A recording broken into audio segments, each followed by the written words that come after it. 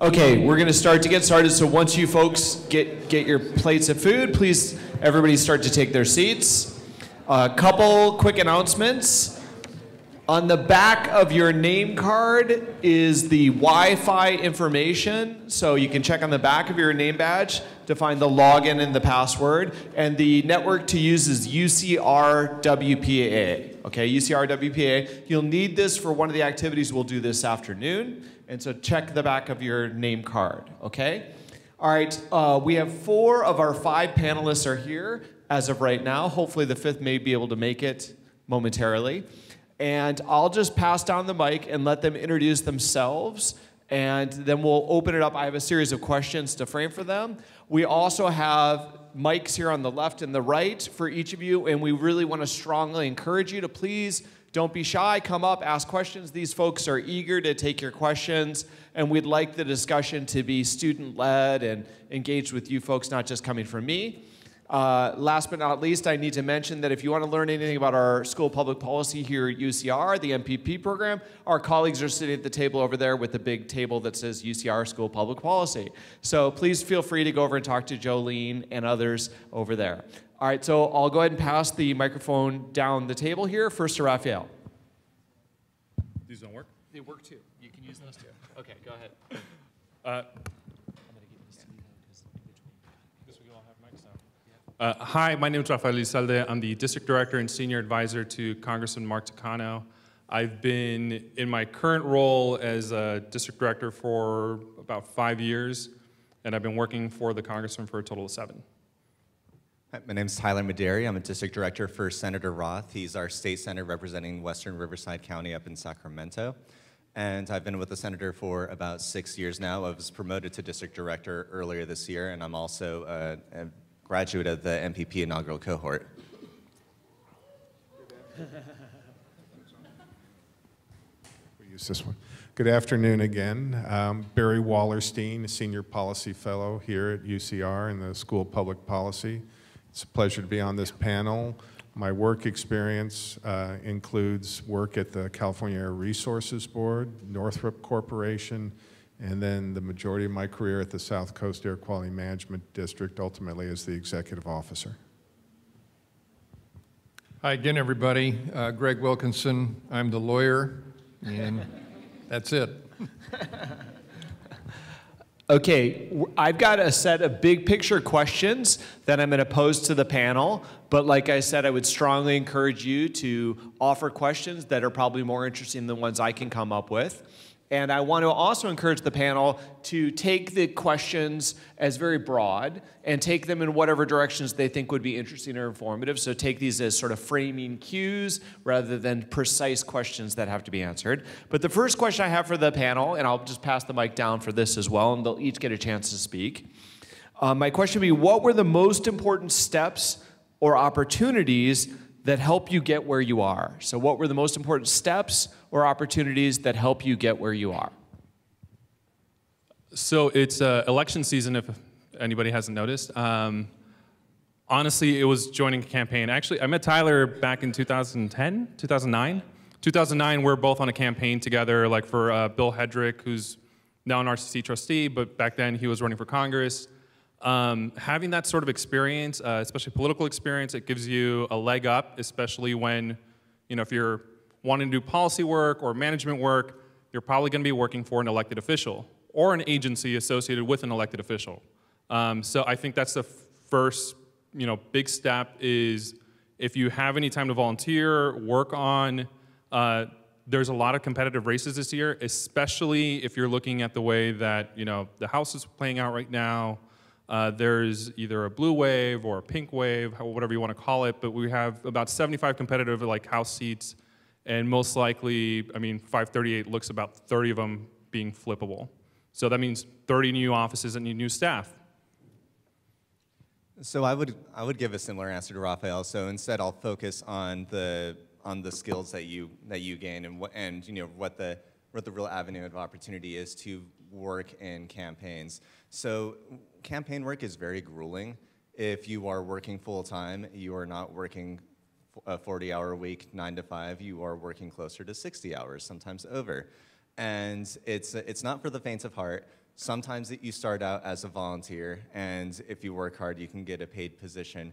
But it really allows for you to show your work ethic, your level of professionalism. You're working with people who are above you, beneath you, with constituents, hearing their concerns. And it really is a crash course in not only customer service skills, but your own organization skills, and also just balancing life, because self-care is obviously very important as well. But these are all things that your supervisors will see if you perform well. And this is how you are, potentially offered positions after the fact. People often assume that this is just a symptom of political patronage. It's much more than that, and your level of effort that is shown and your hard work is what's really paid off. So I'm going to answer a little bit differently after over 32 years in science and engineering and in public policy. And public policy is all about how we help the society and everyone in the society. So I would say my journey started in 6th grade because I had a teacher, Mr. Porter, still remember his name, who had science projects all year long in his class. The other 6th grade teachers didn't do that. And that got me interested in science. And if I fast forward to my bachelor's degree was in biological science, and I was entering my senior year, and then I volunteered as a senior in a lab for a new professor that had just come on campus at USC. I wanted to see, moving away from the books and studies, what it was like to be in a lab and what I would be doing day to day. And that professor asked me to stay on as a master's degree student. I was able to participate in some publications, in some grants, and then it came time that I was going to take the next step and apply for a doctoral program. And I decided to make a switch from basic research to applied science, and went on for a doctorate in environmental science and engineering at UCLA in a multidisciplinary program that would give me a broad background in science and engineering to work on environmental issues in an applied manner. With that strong technical analytical background, which I think is a truly excellent background and many components absolutely necessary for public policy to know how to do the proper analytical work, I got a job with the California Air Resources Board writing motor vehicle regulations. And so that gave me an opportunity to actually testify in public, to develop the regulatory packages, and so on. And from there I moved to the local regional air quality management district, and in essence stayed there over 30 years and worked up from an entry-level position to the executive officer of the agency. And the one thing that I would tell you about the career trajectory that is open to all of you, it is extremely rewarding to pursue a career in public policy, because you get to see the benefits of your work and how it impacts others in a positive way. And you can also at the same time make a decent living and be able to provide for your families. And it's not every job that offers that kind of reward in the end. I guess I'm going to approach this a little bit more generally like Barry did. I benefited throughout my career from a series of people who I would characterize as mentors, people who kind of directed me in a certain way that I might not have followed otherwise. I graduated from law school and got a job clerking for a judge down here in San Bernardino who was on the Court of Appeal at the time. And he oriented me towards the Attorney General's office, suggesting that I would have an opportunity to try cases, which I wanted to do, have the time to work on those cases, which I did, and that's what I pursued, and was fortunate that there was a position open in the San Francisco office. I was in that office for all of about 3 months, and I had a second fellow step in it was mostly guys in those days, it's changed a lot in the law since then, who took me aside and said, kid, I want you to go try this case in federal court in Sacramento. It's a very tough federal judge. And I did it. I was stupid enough that I didn't know any differently. And this trial was supposed to last 3 days. I can remember calling my boss after the third day of trial saying, Rod, this thing's going to go 3 weeks. And his response was exactly this. It was, gosh, gee, wow. Gosh, gee, which translated to, thank God I sent you and didn't do this one myself. The thing went 10 weeks.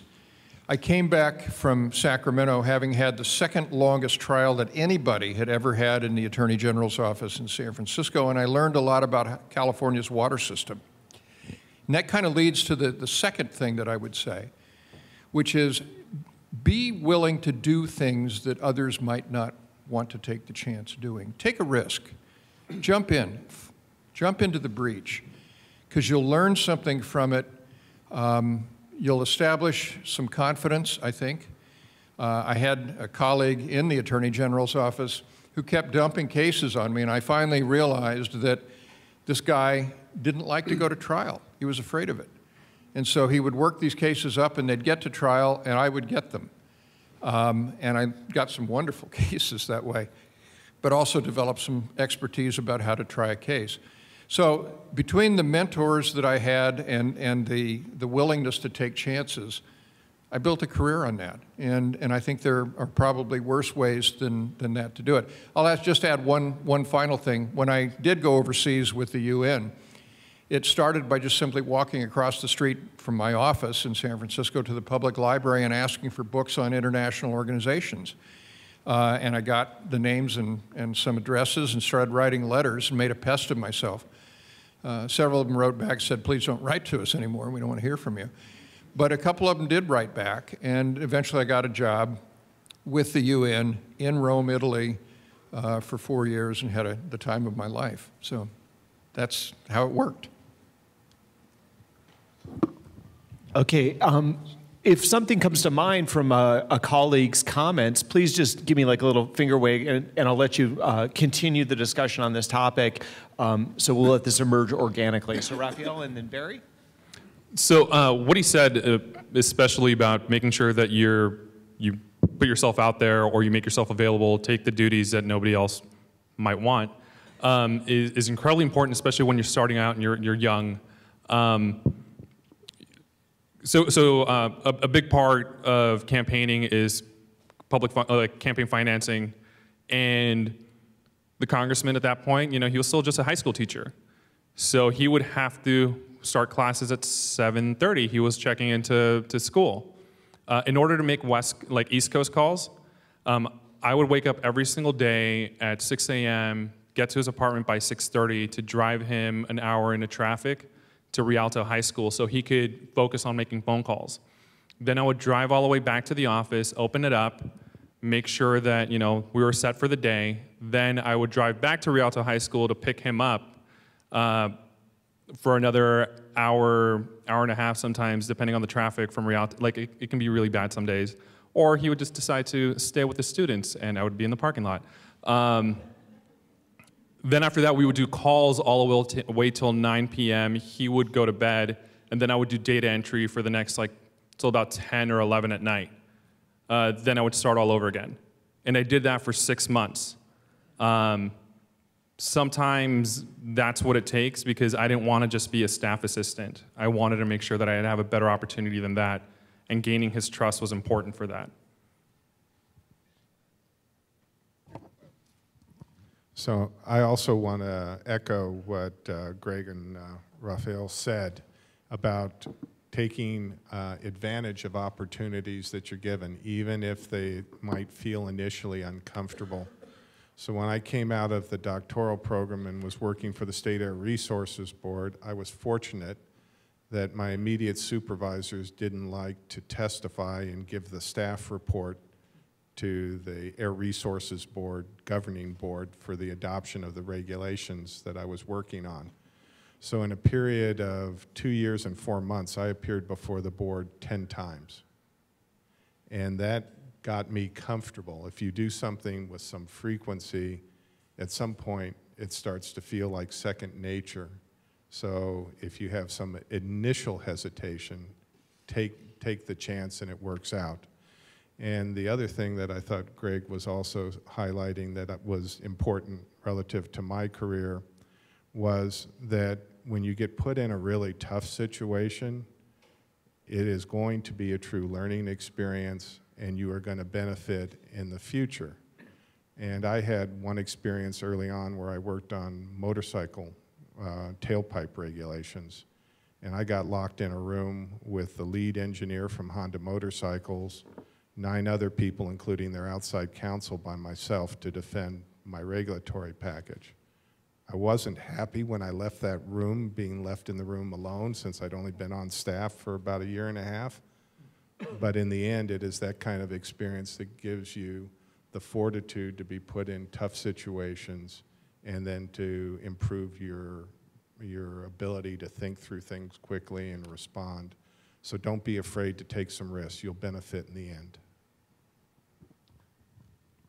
Okay, our next question that I want to ask the panel is, so say you're a new student in public policy or maybe entering an MPP program, you're finishing an undergrad in public policy. What are the skills, training, and capacities that you really feel they should invest in over the next couple years of education? What are the skills, training, and capacities that you think they should invest in as students in public policy? I mean, I think these programs are great. Mostly, you know, regardless of the curriculum and the coursework, it's about trying to develop your critical thinking skills. Like, that is the one thing that you're not going to be able to read, but trying to develop those while you go to these programs, I think, is highly important. And just so, I'm going to give everybody a cheat sheet. Like, when I hire people, I only ask one vital question, really. And especially anybody that's seeking to work for an elected official, I ask, imagine a scenario where you disagree with the congressman or the member. How would you handle that scenario? Now, there's no 100% right answer, but what I'm looking for is not like, well, I'm going to teach the congressman that he's wrong because I learned this in school.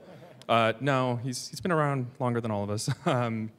But it's someone that's willing to ask questions. It's like, well, I'd want to gain better understanding as to those positions. I want to know like why it's working. I hopefully can feel comfortable coming to my supervisor to talk about these things. But it's really about those critical thinking skills that will give you the edge in trying to gain employment. I would say if you're starting an MPP program, you know, do some self-reflection and have a thorough understanding of what your weaknesses are. And the last thing you want to do is run away from those. For me, it was anything math or qualitative related, and Dr. Brady over here was, you know, one of my professors. And so you need to really persevere and to try to round out your experiences, because you may be able to get by in life by focusing on only what you're good at. But there will be times when professional opportunities, you'll be passed over that you're really excited about because you because you fell short in that one area that you were afraid to improve upon. So, you know, for me it was stats, it was Excel. I'm still awful at Excel. It's something that I need to work on. You all should really pay attention to things like that. So the basic skills are important and something that you need to continue to focus on as you continue your education, you go out in the workforce. So being able to write clearly is important. Being able to do public speaking or be in a meeting and articulate your thoughts and suggestions clearly is important. And the basic analytical skills of how to collect data and analyze data and draw conclusions from the data is really important. But I would also mention that as I looked around the room at the topics that were set for the different tables, and I thought about all the things that I've done in public policy related to air pollution and climate change, there's a nexus to virtually every table here, with the exception of maybe criminal justice and education, although public education is critical to meeting our air quality goals.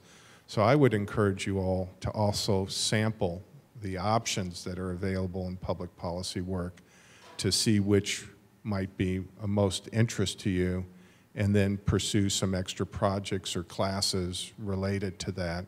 And I, again, think you'll find that you'll have a very rewarding career.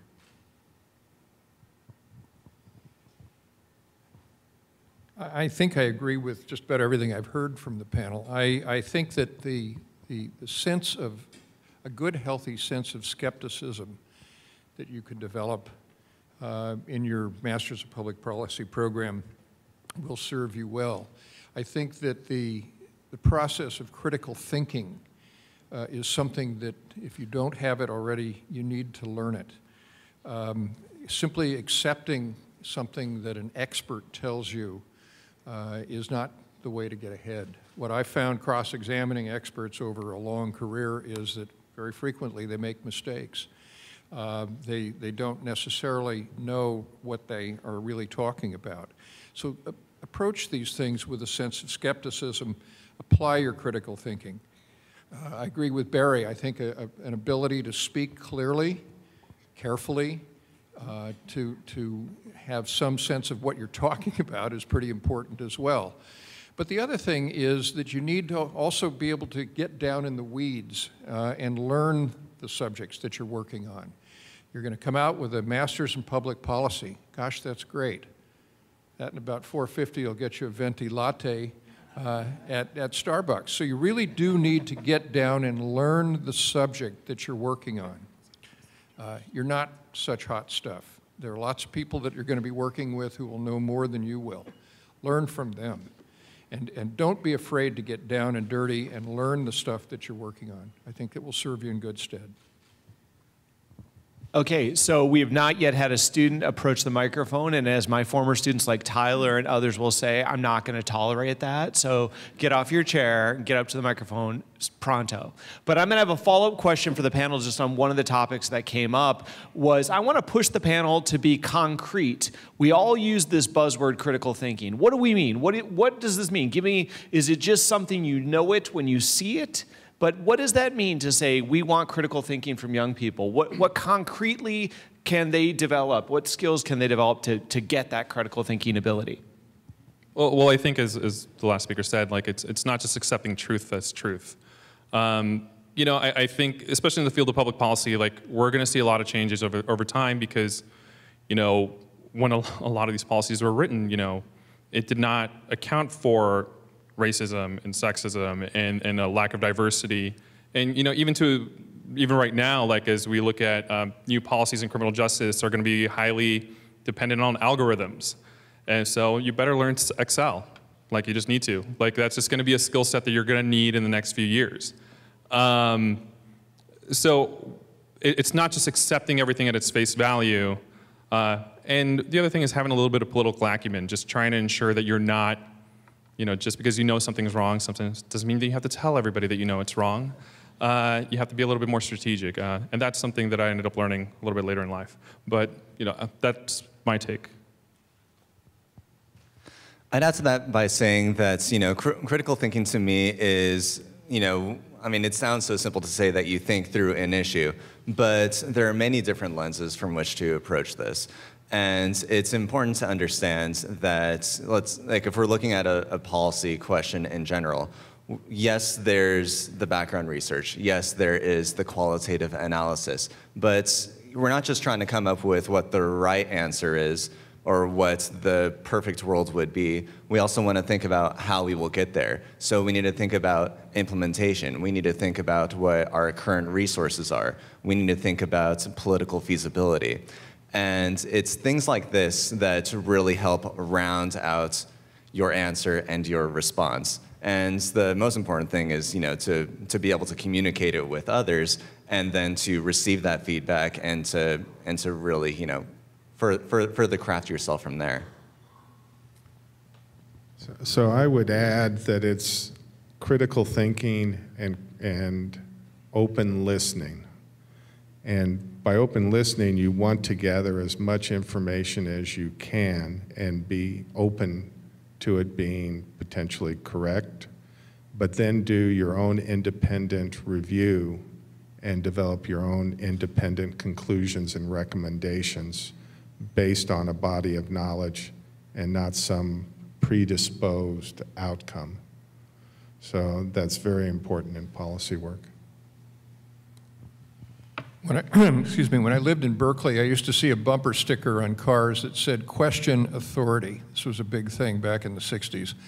And there's a lot to that, it seems to me. Don't necessarily accept things because it's coming, simply because they come from somebody in a position of authority. Use your brain, use what you've been taught, and question it. That means bringing to bear your education, science, if it's appropriate in the circumstances. Don't simply accept things at face value. Use your head.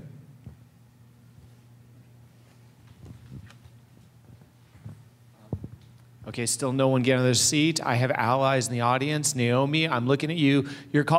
We have our first, just walk up to the mic right here. Walk up to the mic right there, okay? Otherwise, I'm calling on the table leaders like Naomi, and she's gonna nominate somebody from her table. So you might as well break the ice, folks. Please go ahead. Sorry, I got tired of you calling out students, so I just figured I'd walk up here. My name's Arturo Flores out of UCLA.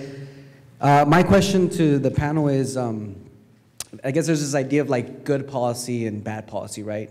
For you guys, in that scope, is there a litmus test when it comes to what's good policy, what's bad policy, or where do you draw that determining factor?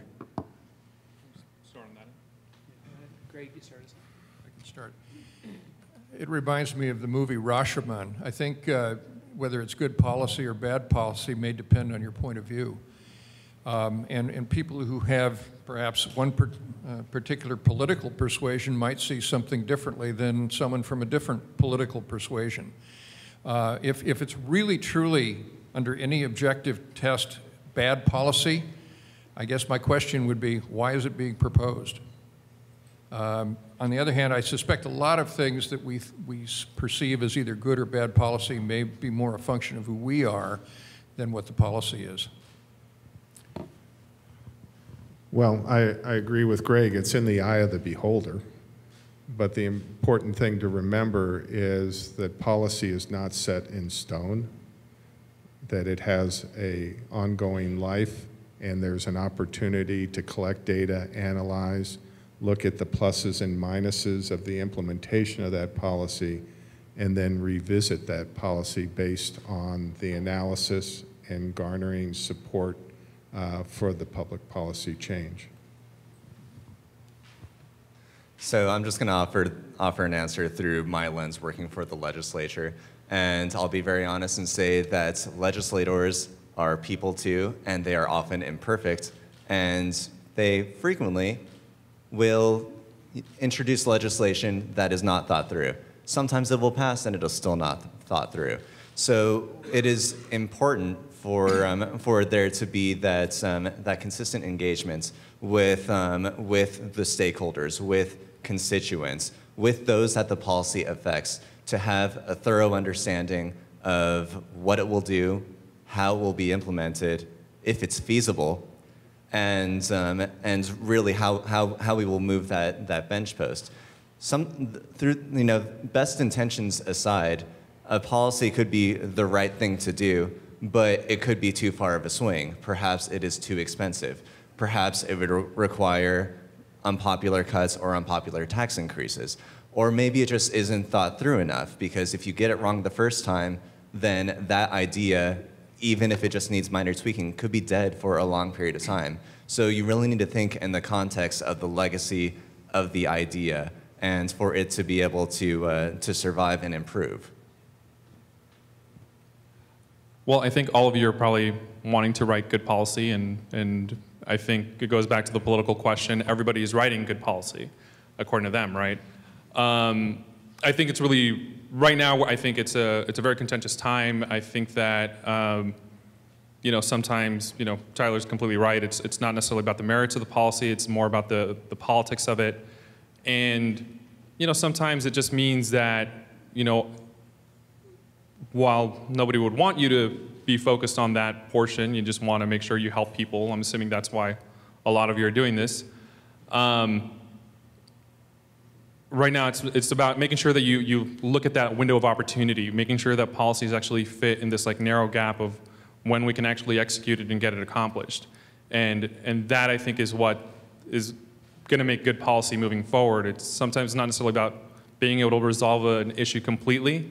It's about capitalizing on a moment to make sure that we can get as much of it fixed as possible. Okay. Our next question dovetails a bit with the prior questions. And I'd like to ask the panel to speak a bit about what careers and jobs in the field of public policy broadly defined are most likely to grow in the next 5 to 20 years. Okay, so what are the careers and jobs practically that are going to grow in the next 5 to 20 years? So 2022 is going to be a magic year. That's when they do reapportionment of all districts. So I know that like, so you have like your city council members, you have your, you know, your mayors, county supervisors, you have your local elected officials. I mean, like your state legislature. You're going to have, you know, your House of Representatives. All the lines get redrawn at that point, which means that it's another time when elections are much more competitive. You know, so when you look at that, that means that you have multiple layers of government that are going to need staff. So I would pay attention to those elections. I mean, especially if you're going to school right now. 2021 is when they're going to draw the maps.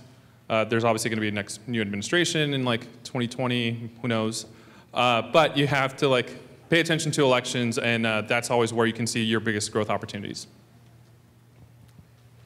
In terms of policy analyst positions, I would look, you know, being a Californian, you know, looking at the landscape here, I would say that some of the biggest policy areas that need to be truly addressed in the next 50 years and thereafter, frankly, water, the environment. We can talk about cap and trade. We can talk about the regulations, or really the you know, energy, the energy and technology industries to try to improve the efficiency. And I would also point to homelessness and supportive service delivery. There, you know, we see mass shootings across the country, for example, and we frequently point to a deficit in supportive services with respect to mental health. Well, that will take a major investment from every level of government, and it's going to take a lot of thinkers like you all to implement this stuff on the ground. So I think it's important to keep in mind that the basic skill set is transferable from one policy area to the other in general. I think I could do analysis and develop policies on any of the topics that are in this room once I came up the basic learning curve on the topic. So keeping that in mind, climate change as a topic and a major policy area is here now and is not going to go away for the period of your entire careers, and probably those of you know, the future generations after you. The issue of environmental justice, which is a form of social justice regarding the environment, is here and now and is going to continue to grow in terms of policy responses. It's an area in need of additional policies. If you look at the age distribution of our population, topics associated with the elderly is another policy area that I think will grow considerably. Transportation, as we all are seeing, is changing immensely. We're going to have automated vehicles and Ubers and Lyfts and all kinds of options, and there's going to need to be a lot of policy work in that area over time.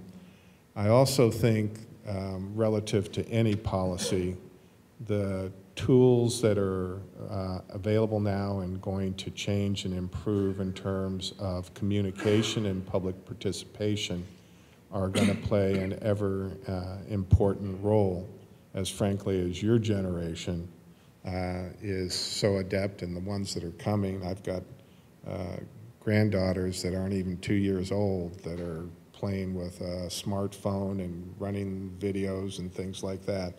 The ability to keep up with all that and to maximize its use to communicate policy proposals and to gather information to develop better policies is going to be critical. So obviously whatever happens with the internet and social media, YouTube type vehicles, and also public polling.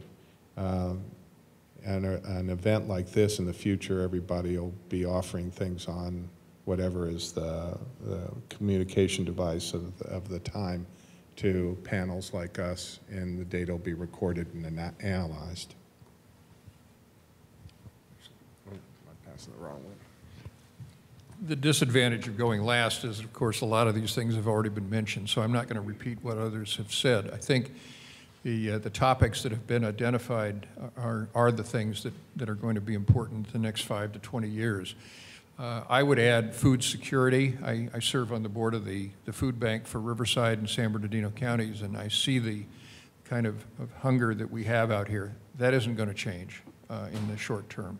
It's going to be around. So food security I would add to the list.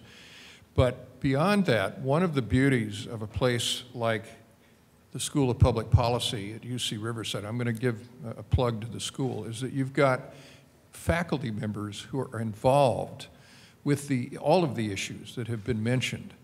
And if you become a student at the School of Public Policy here, you're going to be exposed to these things. And it serves as a kind of launching pad, I think, for people who are interested in pursuing careers in any of the fields that have been mentioned. It just strikes me as a great opportunity that you have to explore these kinds of topics, and they're all important. I mean, you can open up the LA Times or the New York Times, and I think from just a quick reading of those newspapers, you're going to see the kinds of things that are going to be important over the next 5 to 20 years. And just to emphasize, I don't know if anybody watches John Oliver or, yeah. If anybody saw like the last episode on Facebook, it's like, if anybody watched like the Zuckerberg hearings, like the senators had no idea what they were talking about when it came to new technologies. And the reality is that, like, you know, it was a dog and pony show, but someone's going to have to figure out how to regulate Facebook, social media, you know, Twitter, et cetera. I mean, that's going to be you. Like, this next generation, the people that grew up with it are probably going to be the people that are going to figure out the best solution for it. Because all I see is, like, we're just constantly giving these phone companies, like, all of our personal information. You know, we're all worried about government surveillance, yet we're all like freely tell, like, you know, Twitter where we're at all the time. So those are real problems that all of you have to solve, because I have no idea really how we go about regulating those, you know, honestly, they're the next, you know, the 5th, 6th state, right? Okay. We have a question over here. Hi, I'm Sikmeen, undergrad student here at UCR, also a WRCOG fellow. And my question, well, public policy can be quite complex and intimidating, maybe not for us in this room because this is stuff that we're working on, but for the communities that the policies actually impact. And so I guess my question is, what efforts can we make to have these public policy issues more accessible, maybe the language, just how to, you know, actually be in these communities, helping them, rather than just, you know, working on these issues separated from the communities. So how do we kind of bridge that gap? Go ahead down there, Greg. You start us off. No, go ahead. I didn't quite hear the question, frankly. I run a district office. Half of our job is to be able to communicate these policies, whether it's through town halls. You know, it's interesting because it's fairly rare for me to get a policy question over the phone. unfortunately highly dependent on the news media and, you know, whatever's on any channel that you subscribe to, and that's the phone calls that we get. But I think that, you know, the reality is that, you know, it's going to take, like, you know, everybody demands their member of Congress to go to town hall, and no slight to anybody else. How many times is a state legislator, a city council member, a county supervisor, all those different layers of government talking about policy? I mean, it doesn't take much. They have staff.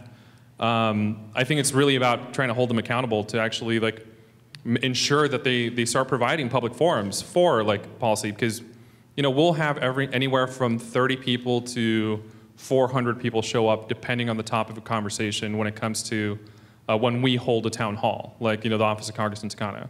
I think that if it's not necessarily about making the policy any easier to understand or for any of you to really change your methodology, I think it's about almost all public officials have a comms office. You know, use it.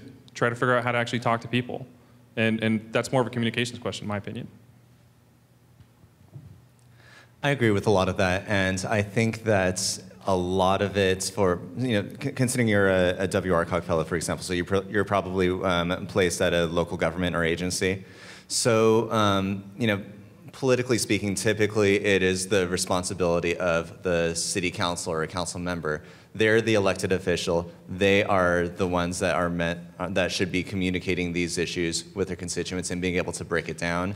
But they can't do it alone, and they, you know, in many cases rely heavily on city staff to try to craft these messages. So as you try to think through this, it's just very important to try to be as down to earth and as humble as possible, to take several steps back and say, okay, who are we serving? What problem are we trying to solve here? What are the side effects of these problems that are created, and what are we trying to address? Because solution A is not necessarily something that a constituent is thinking about. You know, maybe they're thinking about something that's more broad that it will affect, like traffic issues, like making sure that that their kids can walk to school and not get hit by someone. So implicit in your question, it raises another skill that's very important in public policy work. And that skill is the ability to take what may be a complicated issue and be able to express it in simple terms that an average person can understand. And that's a skill that comes over time, but it's something you always have to remember. So in my case, complicated air pollution science is not the way I would answer someone in a public meeting. I would explain things the way that I would want something explained to me if it was something I didn't know about. So that's number one, to work on that skill if you're going to be in the public sector. Number two is, and we've done this, for example, at the Air Quality Management District, there's a number of things that you do. You translate materials into multiple languages if the people you're serving have multiple languages in the community that are in frequent use. You go to the community. You don't ask the community to go to you. My office was in Diamond Bar. I had communities out in the Coachella Valley near the Salton Sea. I didn't ask that community to commute to Diamond Bar to meet with me. You also have your meetings at a convenient time and location in the community. So people work normally during the day. You don't expect them to show up at 10 in the morning at your office to meet with you, where they would have to take time off from work. You also think about the mechanisms for noticing your meetings so that it is a true notice of availability to come and participate. You make sure your processes are transparent, that there aren't things that appear to be for show, but they're for real, and yet you're actually gathering the information. So there's a whole series of things to do in that regard. And as we were discussing earlier, or may have further comment, think about the changes in technology and how to utilize the technology in a beneficial way to get better communication and input with the community and ultimately better participation in the decision making. You know, I have to apologize. I didn't initially hear your question, but from what I pieced together, I think it's a really important one. And I think it's important in no small part because of what we're seeing in this country today, where almost any issue that involves public policy results in polarization in the community. And frankly, I don't know exactly how we're going to overcome that. It just seems, to what I see, to be getting worse and worse and worse.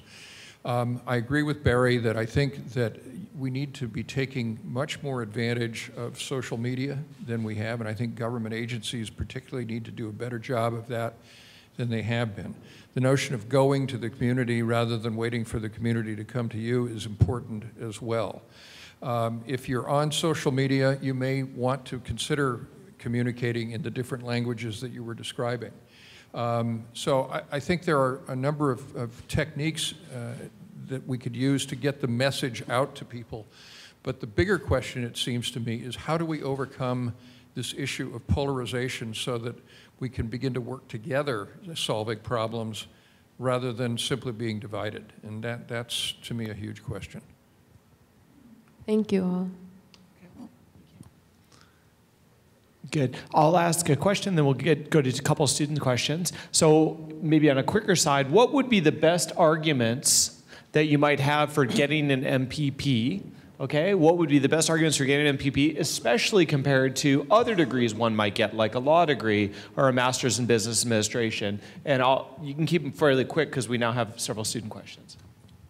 So don't really know how to answer that. I think that education, you know, I'm a firm believer in all education's good, but it's really about like the type of career that you want, and it's really easy, I think, nowadays to like either look up on LinkedIn, but just think of the people that have the jobs that you want and the type of education that they got, and if they got an MPP, that's the route you probably want to go. Just, you know, this maybe is less of a trend now, but I remember, you know, when I got a master's, everyone was like, hey, you'll make more money. No, like, your master's degree is not to get you more money. It definitely does still mean that you have to do the grunt work.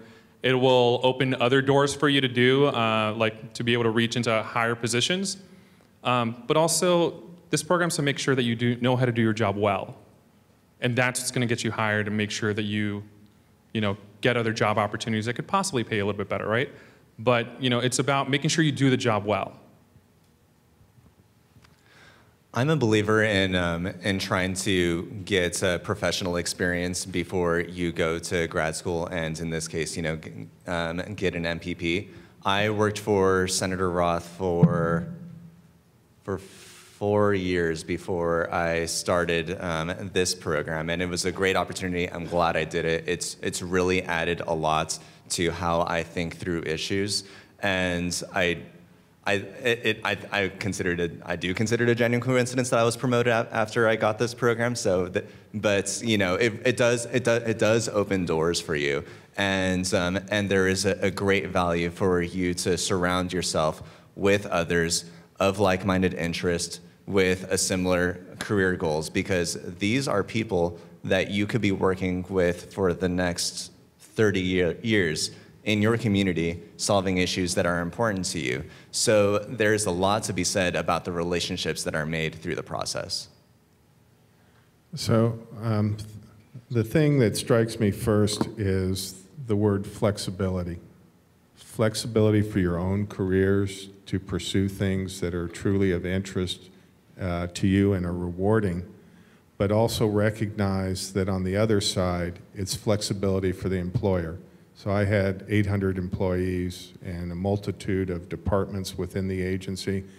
And if I had someone from the Riverside program come and approach me, I could see potentially fitting them in multiple places within my organization. And so that is a great asset to yourself, to whoever hires you, and ultimately to society if you're working on public policy. I do have a law degree, and I can tell you that I think the Master's in Public Policy program will give you much faster exposure to a variety of public policy areas, and I'm thinking of things like environment, health, immigration, just off the top of my head, than you would get in a law program. When you get to law school, you kind of stumble around, but you don't have any idea what you're doing. You're scared to death that you might get called on in class and have to, be grilled by the professor for the whole hour, or maybe hour and a half. And you don't know what you're doing. You really do kind of stumble around. And that's part of the process. They sort of change your way of approaching problems and thinking. But the initial decisions in law school are things like, gee, do I want to be a criminal lawyer or do I want to do civil? And if I want to do civil, well, what area of law do I want to do? And you stumble around for another year before you figure that out. What a master's in public policy gets you is into those substantive areas a lot faster. I do not believe that the two are mutually exclusive. I think you can get both.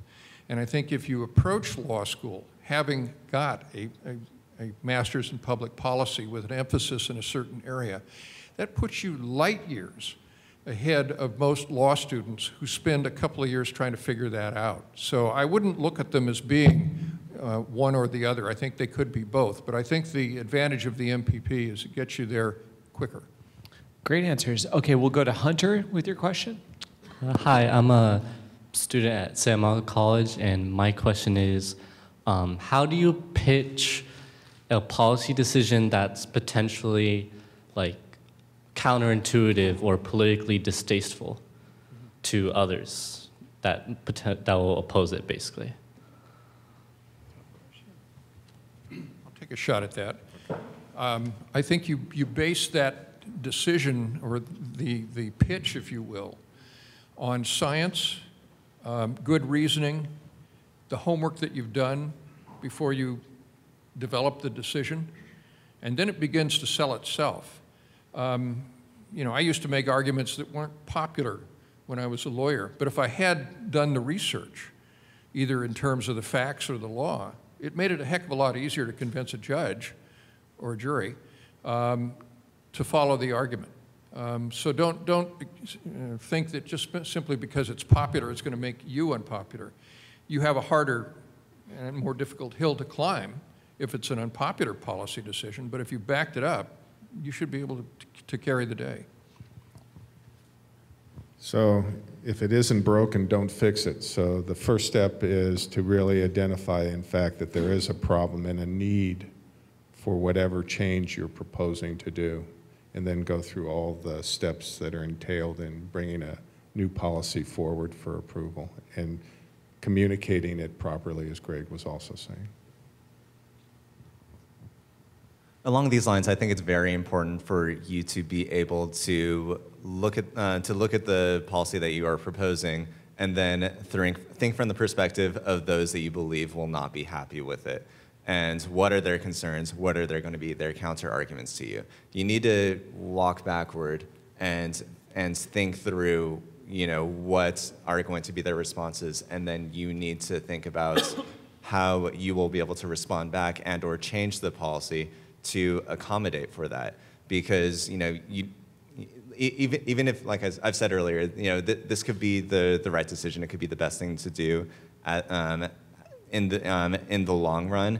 And yet, if it's not feasible, if people don't like it, if it's shot down dead, you might not have another chance. So the critical thinking skills and being able to properly communicate it are all very important. It's also about finding allies or unlikely allies. And I'm going to even give UCR a plug, and this is going to be hopefully not too long of an answer. So UCR, when they were trying to push for the School of Medicine, was doing numbers and research on why there was a doctor shortage in our region, and that it was going to be key to have a new medical school. At the same time, there was also a situation in Arizona where the VA was failing our veterans. So the congressman being on the vets committee, and literally I was driving him from a meeting here at UCR while we also hear the story about what's going on in Arizona, and the immediate solution that the Republicans were saying, it's like, well, we need to privatize or provide our veterans more options in privatization. And Mark said out loud to Congressman, he was like, we can privatize all we want. We wouldn't have enough doctors in our region anyway. Which is just going again, critical thinking, and thank you to UCR for doing the research. So we reached out to members in the Midwest that were gonna have the same problems that we were, which is you can privatize and ensure that your new policy is going to let veterans to go to a private hospital versus the VA hospital. That doesn't stop that there's a lack of doctors. And why do we have a lack of doctors? It's a lack of residencies, GMEs, like the medical residencies. They're normally funded by the government, and they hadn't been funded in a while. So we identified about a 6,000 residency shortage. Republicans met us at 2,500. But it was trying to ensure that we built an ally with Republican members from the Midwest that were going to face the exact same problems, although the more popular option was, well, let's just privatize the whole thing. That's not always a solution, and thanks to UCR, we were able to find one. Okay. Thank you, Hunter. The next question from Faith. Hello, my name is Faith. I'm from Cal State Fullerton. So my question is, have there been, it's a personal question, so have there been instances where decisions in regards to what is embedded in the policy goes against your morals or perceptions on what is wrong and what is right?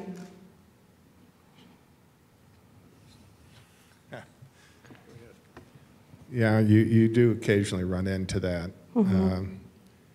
And so, that's something that everyone has to weigh. And certainly, for the people that I worked with, if someone ever asked you to do something that's illegal or anything of that nature, you'd just straight out not do it, you'd resign. I had, towards the end of my time at the AQMD, I had a particularly significant item in front of my governing board, and I offered my opinion to the board in a way that reduced the board's flexibility. I specifically told the board that I thought the action that it was going to undertake was not complying with law. And so that's one of those decisions where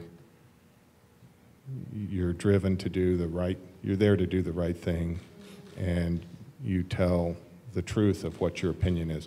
It's the most important thing I would tell my staff is our credibility was our greatest asset. So you never lie. You tell them what you think, and sometimes you tell the public or the board or the press with some vigor what the opinion is, even if it's not going to be popular. You're not there to be popular. Thank you.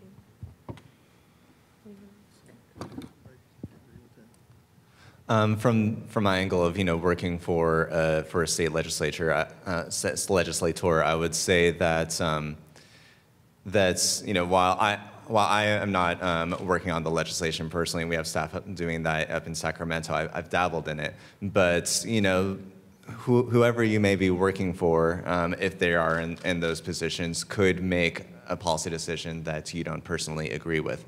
It's frequent if you are working for an elected member. But the part of what Raphael and I do is we are representing the member who was duly elected by his constituents, and so we, to the best of our ability, are serving his interests and helping them along the way. Now, every elected is different.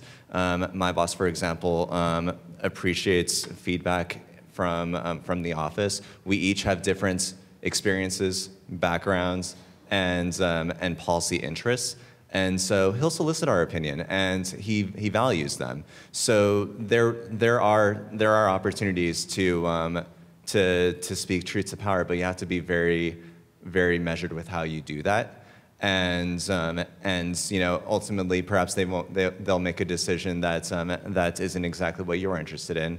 But you have to look at the big picture, and you have to understand that they are carrying that weight of responsibility, and it is just your job to support them to the best of your ability.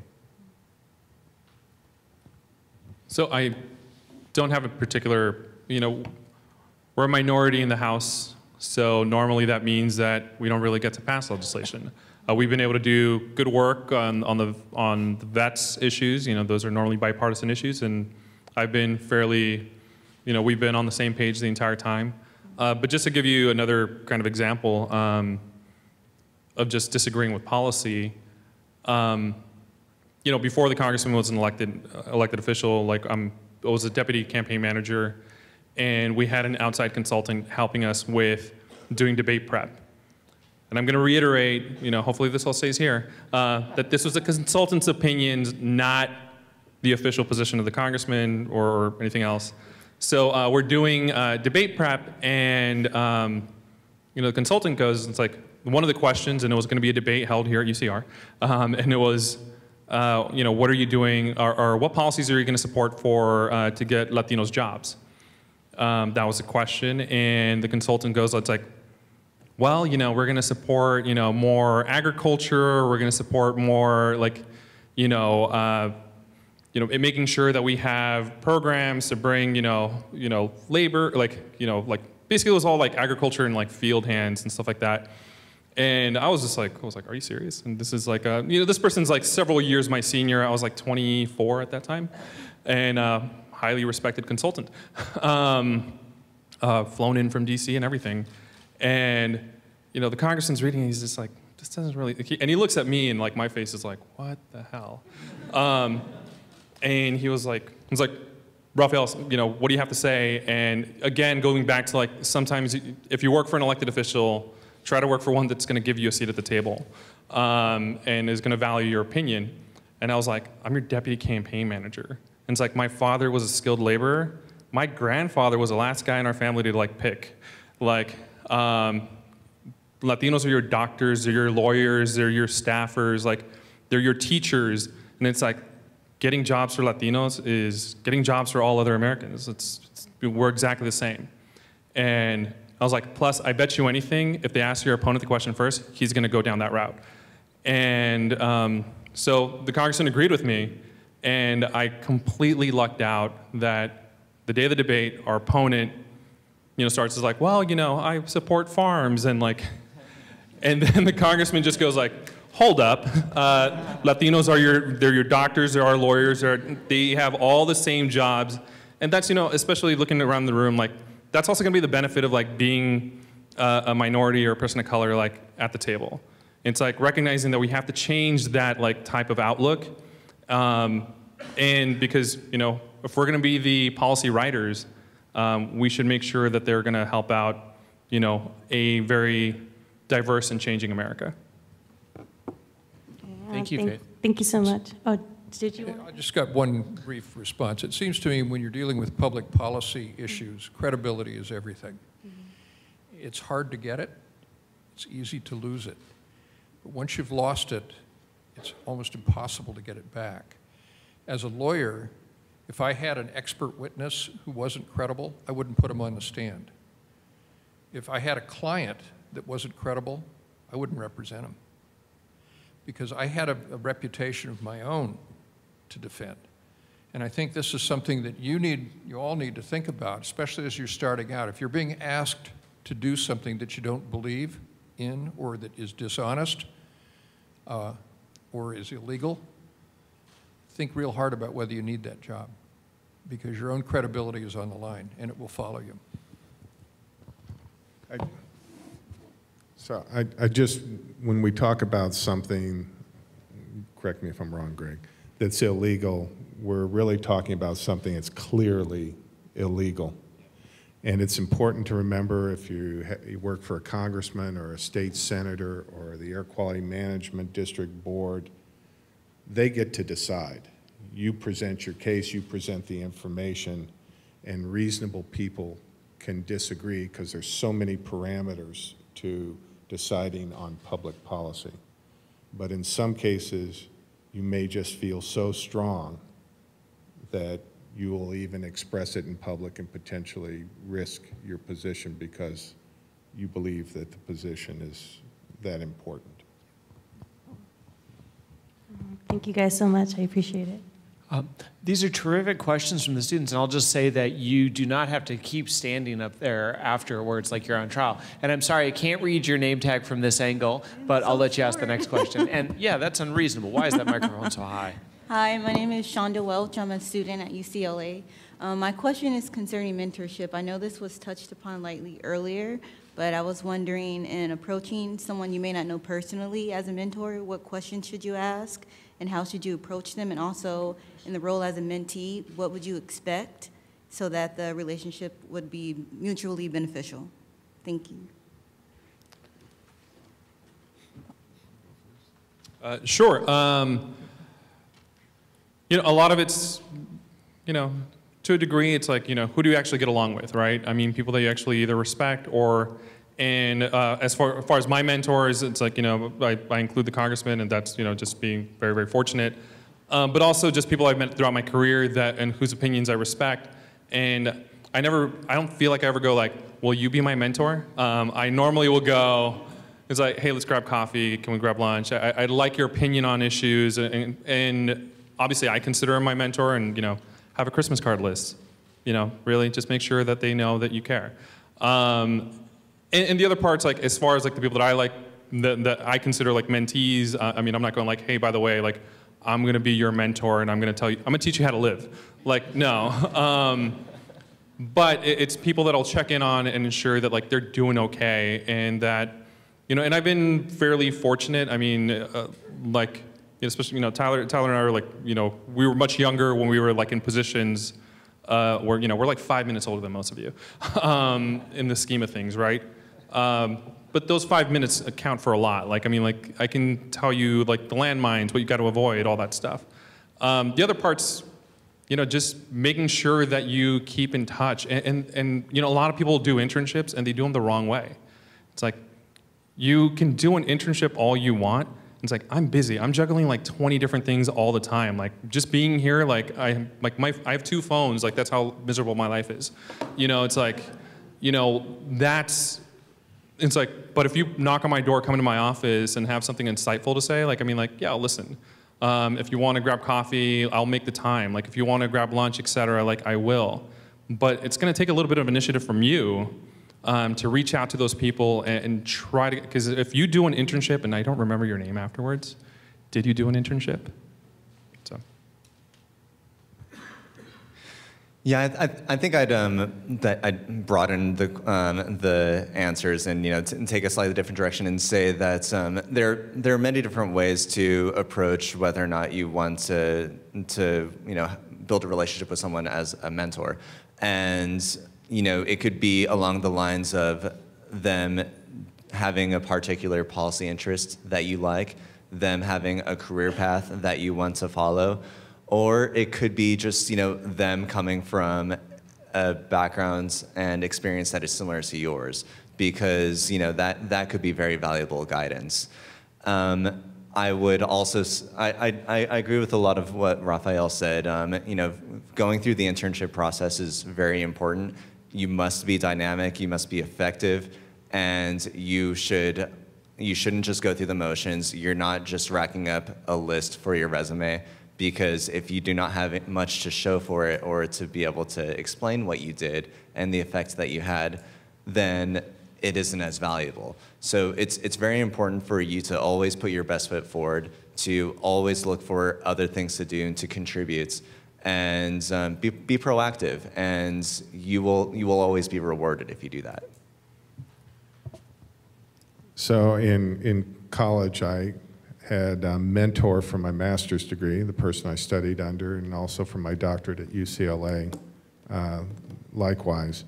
And so what I would suggest to all of you, if you're students, first thing to do is think about the professors you have and see which professor is expert in something you're interested in and whose class you really enjoyed, and then approach them about an opportunity to work in their lab and maybe even just volunteer in their lab.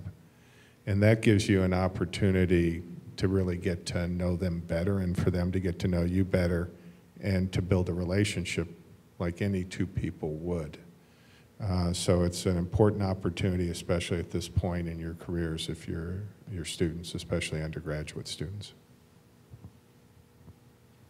It seems to me that as you move into the public policy field and you develop a career in public policy, you're going to be finding that you have passions about certain things, certain public policy areas that really excite you.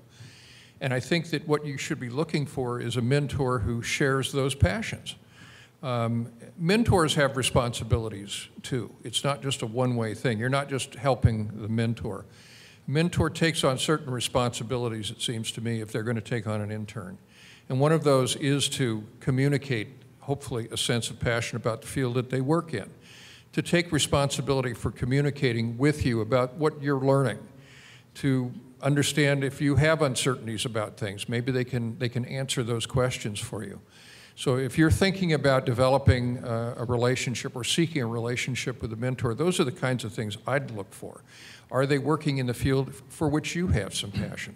Do they demonstrate that kind of passion for the field in their work? I think if you find a person that does those things, it would be a beneficial relationship and one to pursue. Just a quick follow-up too. I mean, especially when you're looking for guidance or mentorship, like, you know, sometimes if you're just in the room with a person, or, you know, if you're given a seat at the table, keep it as long as possible. Like, a lot of times, I mean, you'll find people like throughout, like, you know, I'm not just talking about specific mentorship, but just like, you know, having cool stories also helps. I had a beer with like John Chung before he decided to run for governor. Like, I mean, like, why? Because one of my mentors was throwing a, you know, fundraiser, and like he happened to show up, and he didn't want to stay in traffic. So he was like, hey, do you want to stay and have a beer with him? And I was like, 25, 26? I was like, yes, I do. I'm just going to sit here and I'm going to shut up and not say anything dumb for the next couple hours. And we just sat there and having those opportunities. So whenever they're, you know, being in the room, networking, all of that matters, but also like, you know, sometimes it's just making sure that you're in the room, and if you're given a seat, don't give it up. We only have 2 minutes left, so I'm going to stop us now and allow these guys to linger up here at the stage for a couple minutes, because I don't know if, especially Raphael and Tyler, will be able to stay much longer. But I want to thank the panel for their comments, and especially the students for the terrific questions. Thank you.